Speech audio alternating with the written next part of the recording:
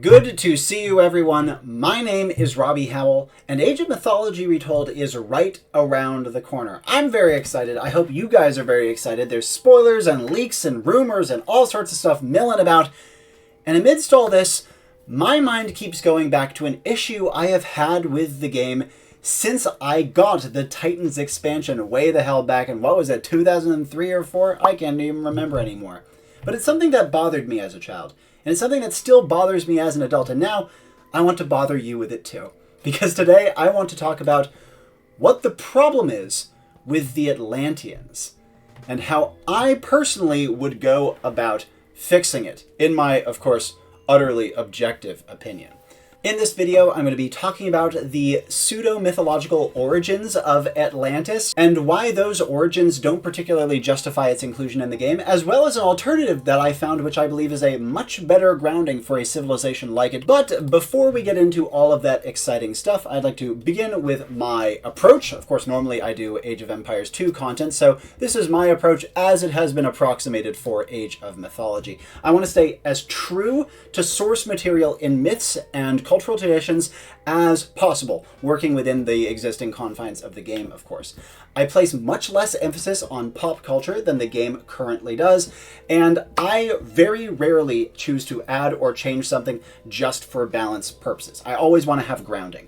I also don't know anything about modding Age of Mythology, so all of this is going to be confined purely to theory crafting for the purposes of our discussion today. I'm also going to be discussing things in broad strokes rather than getting into nitty-gritty details. Additionally, I am a hobbyist, not a classicist. I do know quite a lot about mythology, and yet I'm not a professional by any standards. I have to simplify stuff all the time. I get stuff wrong all the time. So if you see a mistake, please let me know down below. And if you want to support me, please do leave a comment as just mentioned. Like and subscribe, the YouTube stuff as per usual. Support me on Ko-Fi if you have a buck or two to spare. And join the Discord server linked in the description down below. Now, with all that said, let's begin our conversation with a brief preamble. Because I already know that some of you down in the comments are going to misconstrue what I'm saying before I've even said it. So let me stress, I actually really enjoy playing the Atlanteans. So my issues with them are purely from like a grounding and aesthetic perspective. In fact, I like them so much that my proposals here are going to be minimally suggesting changes to anything besides names and justifications for existence. I don't want to change their pantheon. I don't want to change their actual like tangible in-game mechanics. I think those are actually all really, really fun. And so unlike usual where I like take a sledgehammer to whatever I'm working with, I actually want to fit my ideas here into the existing visual and mechanical identity of this civilization. Don't get me wrong, there's plenty I would change about the Atlanteans, but that's a topic for another video, and I just want to firmly emphasize, I think they are very fun and well designed. They are one of my personal favorite factions in the game to play, and the devs did a great job with them. This is not about bashing the devs. They have their priorities, and I have mine. This video is talking about mine.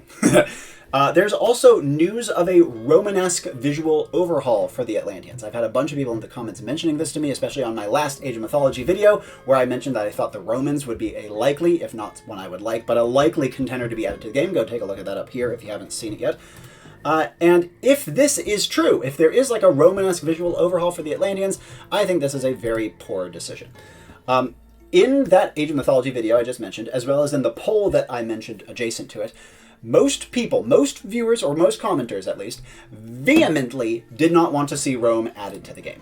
And the few who did wanted classic Rome with legionaries and shit, not frickin' Terma and Contarius. And so if the Atlanteans are Romanified, this leaves no one happy. The people who don't want Rome get it by another name, and literally just more Greeks, which is what most people were worried about in regards to Rome. And those who do want Rome get this ahistorical nonsense fest, which is only Roman in the most adjacent of manners. And so, in summary, I think a Romanesque visual overhaul or like theming overhaul for the Atlanteans would be a terrible idea.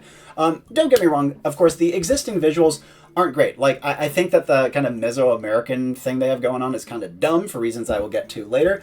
But it is at the very least pretty, and even if there are ways I would personally change it, overhauling it to be more Roman seems like it would be substantially worse. Anyways, let's get into discussing the myth of Atlantis. Where does our pop culture concept of Atlantis even come from? Well, for that, we have to look to Plato, specifically in his Timaeus and Critias pieces. In the source material, pieces of Plato's dialogues, Atlantis is described as a naval power on a vast island in the west, past the Straits of Gibraltar. It is said to have once fought Athens in the very far distant past, and it became corrupt and wicked and was punished by the gods by being sunken into the sea. Now, why did Plato bring up Atlantis in the source material? What was his reason for even mentioning it in context? Well, he was trying to big up the Athenians. Here is the exact quote verbatim. The men of Atlantis had subjected the parts of Libya within the columns of Heracles as far as Egypt, and of Europe as far as Tyrrhenia. This vast power, gathered into one, endeavored to subdue at a blow our country and yours and the whole of the region within the straits, and then, Solon, your country shone forth. In the excellence of her virtue and strength among all mankind, she was preeminent in courage and military skill, and was the leader of the Hellenes. And when the rest fell off from her, being compelled to stand alone after having undergone the very extremity of danger, she defeated and triumphed over the invaders, and preserved from slavery those who were not yet subjugated, and generously liberated all the rest of us who dwell within the pillars. This retelling, by the way, is said to have originated from Egyptian priests, hence why it's talking about Athens in like a third-person perspective. The Egyptians are telling it to Solon, who is an important Athenian lawmaker over 200 years before Plato retells it here. And just look at the language here. This is dick-sucking at its finest. The Egyptians are like, oh, Athens, you're so cool. You destroyed that super powerful thalassocracy in the West. Yeah. I think you can see what Plato was trying to do here. Additionally, the whole Atlantis-Athens war is said to have taken place 9,000 years before this particular retelling. This would place it 8,000 years before Athens was ever founded, as well as, I believe, almost 5,000 years before the founding of the Sumerian city of Ur. So, yeah, just slightly dramatized there. But that's fine. It's a parable, after all, and Plato is trying to make a point with it. So how can we interpret what Plato is saying here about Atlantis? It's pretty obvious to me, at least, and to many classicists, that this is an allegory for the perils of a corrupt society. Of course, the Greeks believed very strongly in hubris, and Plato was using this hubristic Atlantean state as a diametric opposite to his idealized Athens, which he held up as the perfect society. The greedy, grasping Atlanteans have this huge homeland, unlike Athens, which has a relatively small territory around this time, but they strive for more, and they conquer and enslave, and then Athens leads a coalition, and it alone triumphs. Then the hubris of the state is punished by the gods, just like heroes so often are in Greek mythology, or in this case, nations are. However, while being used to make a point, the story does seem to be accepted as true history by Plato and company in the dialogues, so much so that it is emphasized to have been, this is a true story. That said, some classicists believe, and very strongly advocate, that his stressing of its historicity actually indicates that he believed it to be a work of fiction, much in the same way that many fictional stories begin with something along the lines of, every word of the account you are about to read is true. It's a literary device to help set the stage and, again, kind of subversively indicate that what you're about to read is the exact polar opposite of true. Methinks he doth protest too much, but completely self-aware and all that.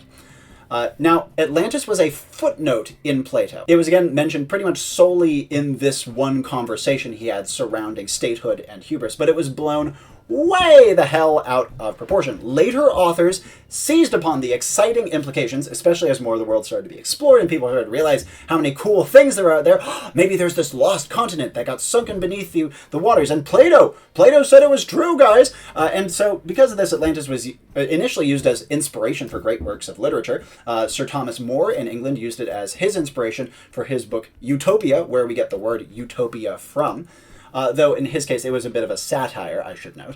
And of course, plenty of pseudoscience soon followed. Some early European explorers to the Americas had the belief that Mesoamerica had Atlantean origins, and this kind of trickled down into later years, with many saying that these claims had nefarious, or at the very least patronizing, intent. And this ties in the modern day into kind of ancient aliens goofiness. Atlantis occasionally rears its head in those conversations and spheres as well. Now, what I think is most likely, based on a couple of different accounts that I have read at this point, what country actually is Atlantis? Is it even real? I'd actually be inclined to believe that something like that did actually happen. And this story was like a mythologization or a parable of an actual historical event. Kind of like we see in the prototypical Mediterranean deluge myth. And if so, it's almost certainly talking about Crete. I think Crete and the Minoan civilization is the obvious culprit here. The Cretans were a mighty thalassocracy who came well before Athens, like 3000s to 1000s-ish BC. And they had a huge decline after there was a colossal volcanic eruption and earthquake, which actually sent out a bunch of tsunamis all across the Mediterranean, and maybe even partially inspired some of those deluge myths I just mentioned. But why am I talking about all this? Well, it brings me to the issues I have with the current Atlantean civilization, because those issues are connected to this source material. We're talking about a whole quarter of the game Age of Mythology dedicated to this one civilization. What makes them deserve that?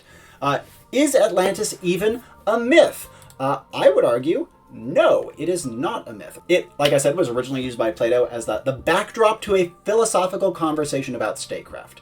There's zero evidence of any sort of widespread tradition, sacred or social, surrounding the story otherwise. It's not even mentioned, or at least I could not find any evidence of it having been mentioned before Plato. And because of this, if indeed it is a myth, we can at the very least say that it is a very much not important myth that didn't really bear mentioning besides this corner case where Plato used it to help win an argument in a book. And because of that, doesn't really deserve to be put on a pedestal, so much so that it outcompetes many more deserving cultures who could have had that coveted fourth slot in the Age of Mythology Titans expansion. Now, additionally, it's very likely, or at least there is compelling evidence to suggest, that Plato made up the story whole cloth. Again, just to illustrate the point he was trying to make, he wasn't being dishonest, he was using it, again, as an allegory for what he was discussing. Like I've mentioned, some scholars say that his insistence upon his historicity was signaling it being fictitious, and more importantly, his student, his protege Aristotle, thinks he made it up. And if this was some mythological tradition, you bet your boots Aristotle at least would have said that he knew what Plato was referring to, but no, he directly contradicts this. Admittedly, there's another guy, Crantor, who's the student of Plato, who does seem to have believed it was real, but again, he is directly contradicted by Aristotle, who was closer to the man himself. So again, seems like the Atlantis myth was just a literary device used to win an argument. Why does this deserve to be in the game? And this doesn't even touch upon the medieval and modern sourcing that most of our understanding of Atlantis comes from. Almost everything we see about Atlantis in modern media is sourced from stuff from like 1500 AD and onwards. Why are we letting some goofballs from the early modern era supplant the pantheons of the Celts, Slavs, Japanese, and Aztecs? That's ridiculous to me, at least. Does this really belong in a game called Age of Mythology? And if it does it really deserve to be the fourth civilization ever added to the game of Age of Mythology? I would argue absolutely frickin' not. If so, why not a frickin' ancient alien civilization that has about the same amount of grounding and material behind it as Atlantis does, at least the way that we interpret it and see it, because most of what we're going off of is, again, a bunch of 15 to 1800s guys coming up with loopy theories that try to justify the existence of the Aztecs and Mayas that they just couldn't conceive of existing in any other way, coupled with a modernist coat of paint. I don't know. I don't find that compelling. Maybe you guys do. Another issue that Atlanteans pose in Age of Mythology is retconning. Retconning to the game of Age of Mythology itself. Atlantis, after all, was in the original Age of Mythology. Arcantos, Atlantean. First and last scenarios you play take place on Atlantis, and probably some more I'm forgetting. And the addition of the Atlanteans and the Titans compromises this original plot. Why do they suddenly have a completely different tech tree? Yes, there's some explanation given for why they suddenly start worshipping the Titans instead of Poseidon, but it doesn't explain everything else. And additionally, them abandoning Poseidon is frickin' wild, because in Plato, Atlantis is explicitly stated to be entirely Poseidon-centric, which makes shifting the entire in-game faction to Titan worship solely because of plot contrivance, there to justify their inclusion in the game and the introduction of even more Greek mythology into a game already oversaturated with Greece, rather than honoring the very scant original source material we actually have, makes this even more frustrating, at least for a pedant like me. So is this like super damning, aha, gotcha evidence? No, it's not like that damning. This is the least important of my arguments. But like I've said, why add a whole new faction, wasting a quarter of our precious faction slots to a civilization that was repped just fine by the Greeks? Why do I care about this particular point? Well, it's because Age of Mythology has a great story. It's really, really good. It tells something original using myth and kind of goofy history as a loose backdrop. Like, it's nowhere near perfect, but for what it is a great story, and it's insanely fun, and I have better memories playing through that campaign than I have in any other RTS in my life. And the addition of the Atlanteans is a net detriment to this amazing story. I think the plot of the Titans expansion could have easily been told without the Atlanteans being added as a completely new faction. Now, the last of the major issues with the Atlanteans, and this is the biggest one for sure, is their in-game depiction. I'm sure many of you already know, but the Atlanteans are nonsensical. It's a random hodgepodge, mostly Roman-inspired. So they were clearly going for like a Roman gladiator aesthetic. They have the Murmillo, which is actually a type of gladiator, and then the Destroyer is clearly meant to be like an armored Retiarius, and then the Fanatic is meant to be clearly like a Dimikairos. And I've heard some people say that this was definitely because the movie Gladiator had just come out and they were riding the pop culture high. If so, come on, that's so dumb. But I'm willing to give the benefit of the doubt here, because that would be a ridiculous reason. There's also more Roman influence than that. The Contarius and Turma are both Roman names. Contarius means lance bearer, I believe, and Turma was a kind of like light cavalry squadron. Hero Ballistra is like a small ballista, or maybe even a crossbow. The Caladria was a Roman thing as well. And then on top of that, they have some random Greek shit with the Katapeltes and the Fire Siphon, if you include the Byzantines as being Greek. And on top of all that, they obviously worship the Greek Titans as their core pillar. So they're Romans worshipping Greek Titans with a couple of random Greek names. And on top of all that, the units and buildings have kind of a weird pseudo-Meso and South American thing going on here. So they're Meso-South American Romans worshipping Greek Titans. How, again, is this meant to be cohesive? This, like, American thing becomes even clearer if you look at the early concept art. It is actually really good art. It's very pretty, but from, like, a sourcing and grounding standpoint, it's silly. It doesn't make any damn sense. So this depiction, obviously, is absolute, utter nonsense, and I don't like it. It seems to me, at least, that what they really wanted to do was add the Romans, but they couldn't find a way to give them an original pantheon. Then, to try to distinguish them visually from the Greeks, they lead into that anachronistic, mostly early modern pseudoscience that links Atlantis and the Americas, which again just disappoints me. We can do better than this, and I'm very glad to report I think I have a solution for you guys. I think I found a way to make this faction actually mythological while completely keeping its mechanics intact, as well as its like core Titan worshipping identity. Why do I care about making it mythological? Because this game is not called Age of Pop Culture Approximations of Mythology. It's Age of Mythology, guys. We can make things mythological and maybe learn something along the way. That's what makes the Age series so damn special. And one of the reasons that my channel exists, because we can do better. We can make the Age games realize their true potential. Now, I know I'm shitting on the devs a lot here, and I want to reiterate what I said at the beginning. The faction is super fun to play. And for the time, the graphics were great, the story was awesome, and I enjoy the hell out of Age of Mythology. If I didn't love it, I wouldn't be making this video. They had different priorities than me. They wanted to make it fun, and they wanted to work with what they knew in pop culture clearly. I think we can keep it fun while making it something much, much more faithful. With that, let's talk about my proposed fixes. How would I change the Atlanteans? Again, while just sticking with renaming things and regrounding things, no visual or mechanical overhauls whatsoever.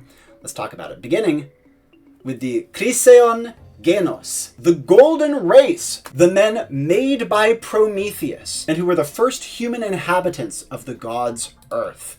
As with many comparable mythological traditions around the world, these first men were blessed with long life and abundance and pretty much lived in a perfect utopian society free of stress. But they became greedy and corrupt, especially after Pandora opened that box. And eventually, the gods got sick of it and wiped them out with a flood. Does this sound familiar, by the way? There's some serious parallels to the original Atlantis story going on here. And I know Chryseon Genos is a mouthful, so I would just call them the Chryseon. A nice anglicization, sounds sick, sounds like a fantasy race. And I think if you said to someone, hey, do you want to play the Chryseon? They'd say, what the hell are those? That sounds cool. Now, Even better, in the myths, the Chryseon Genos were around during the actual time of the Titans' rule. Like I said, they were made by Prometheus, presided over by Kronos and co. And they witnessed the transfer of power from the Titans to the Olympians. It was during their time that happens. And in fact, it was actually Zeus who wiped them out. Yes, he was the one who determined that the evils released by Pandora's box, as well as their own flaws as mortals, were starting to corrupt them. And he said, fuck it, we're going to wipe the slate clean, flood, dead. But he saved 2 of them, Deucalion and Pyrrha, who sprouted the next generation of men, the Silver Race, when they threw stones over their shoulders and they popped up a bunch of people behind them.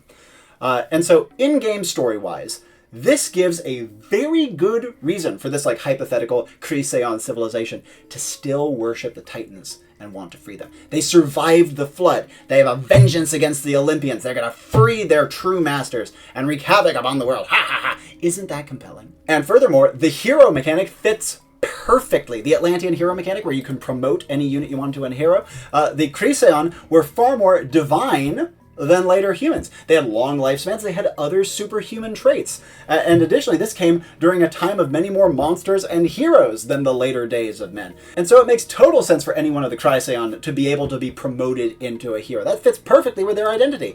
Similarly, the settlement stuff, while it's a little bit more of a stretch, I still think it fits okay. They have the early available settlements, which maybe references not only them being the first humans, of course, they get to settle before anyone else, but also maybe some like post-flood colonizing shit, like in-game lore, so to speak. That, I think, fits pretty well.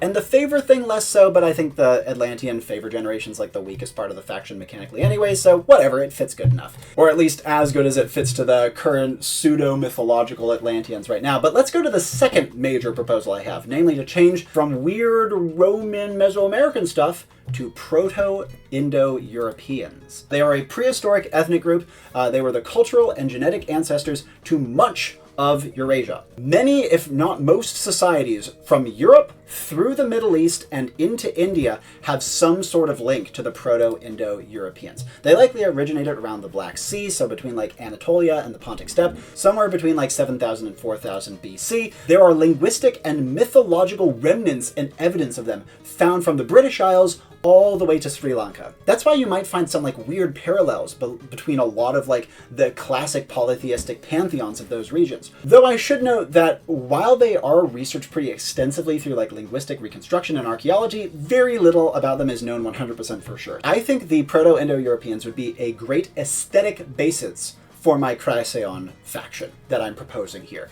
So first of all, it fits the kind of ancient progenitor feel. They were the first men. The Proto-Indo-Europeans are the ancestors of a whole chunk of the world.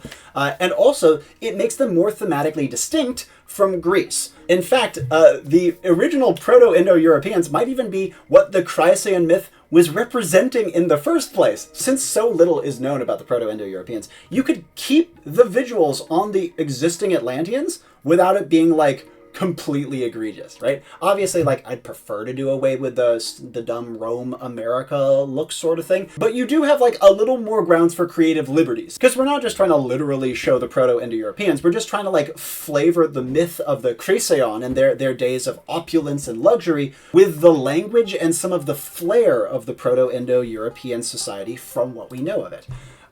I think it is possible to port all existing Atlantean human units to this Proto-Indo-European feel. This means, again, that the existing faction can keep its cool and fun mechanical identity while having all of this awesome new theming and grounding behind it. Everyone wins! And if you're not convinced that I can port all of the existing Atlantean units into Proto-Indo-European equivalents, let me give you a couple of examples. Of note, though, the names I've chosen are like super rough anglicizations, so your mileage may vary. You could change it up if you wanted. Let's talk about a couple of unit rebrands. First of all, the classic Atlantean melee soldier, the Murmillo. I propose instead the Levos. This would very, very roughly translate to like soldier or man-at-arms, and it is known that the Proto-Indo-Europeans were fighting with long knives and wooden or leather shields. And again, this isn't to say that you like couldn't use a sword because the Proto-Indo-Europeans didn't do it. This is just to give like an aesthetic basis for the unit within the context of this new visual and aesthetic overhaul. Another example, the Turma. You know what a better one for that would be? The Hicus. This would roughly mean swift, and it was usually associated with horses, which were extremely important to the Proto-Indo-Europeans, as they maybe are the ones who invented mounted warfare. And if they didn't invent it in all of human history, they at the very least pioneered it. Javelins were also probably a very common weapon, so having a javelin cavalry totally makes sense for a faction with a Proto-Indo-European feel.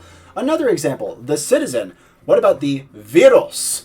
This meant freemen, or very, very roughly speaking, like a member of a community bonded by blood to the rest of their clan and tribe.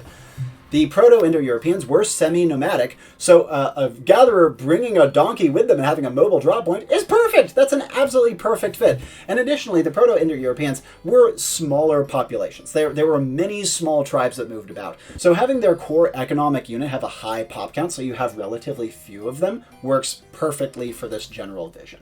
I got two more for you. Next, the Contarios, more like the Yever.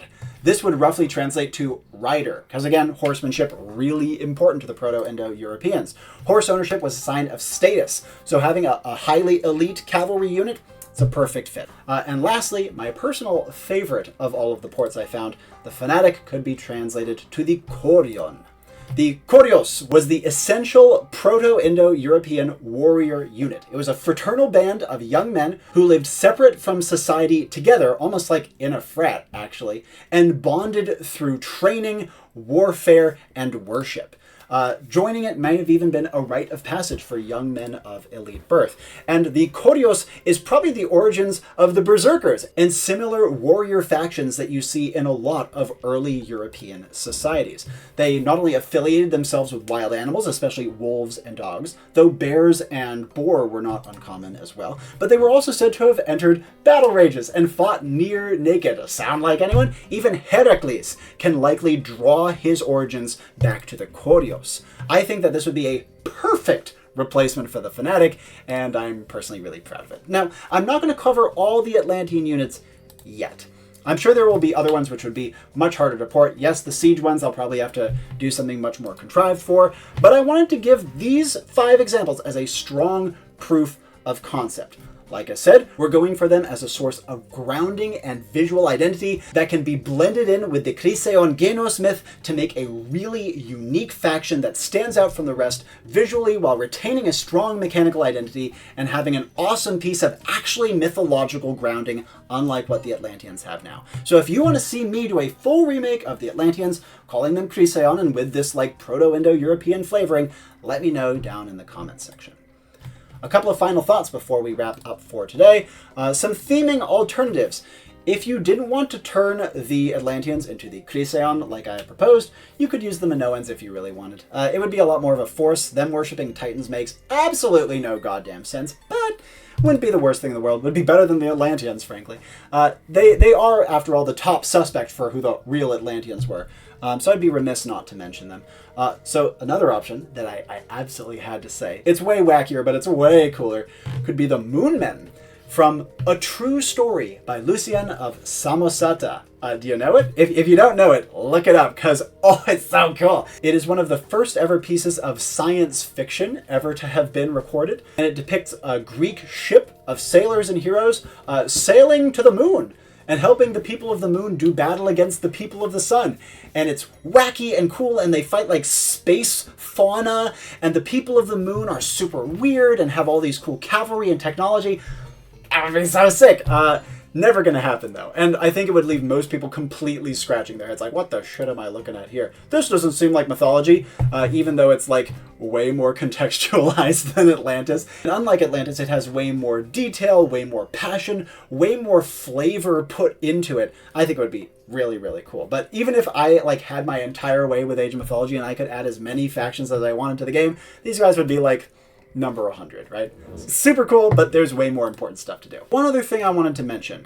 Even though I like this Chryseon idea, and I think it's a really elegant solution to the obvious aesthetic issues with the Atlanteans, I still don't think it deserves to be in the game.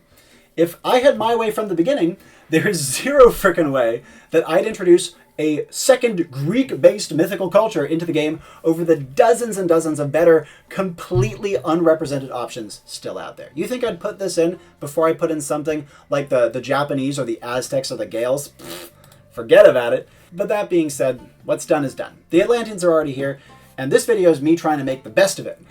But there's another solution I wanted to mention as a very final thought: sub-factions. Rather than forcing a whole new faction that worships Titans, maybe there could be a Greek sub-faction, maybe even called the Chrysaon, that does so. This way, you can have way more variety within cultures without needing to make a whole new culture every time.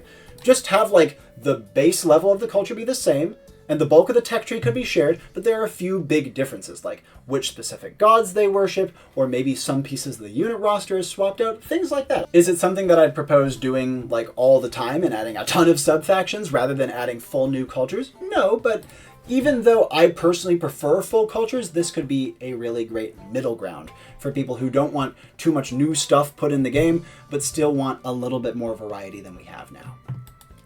But with all that said, we finally come to the end of this proposed new face for the Atlanteans.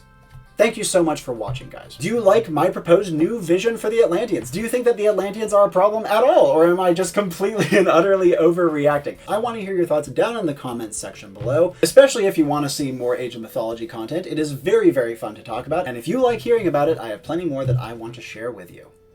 But until then, my name is Robbie Howell, and ciao for now.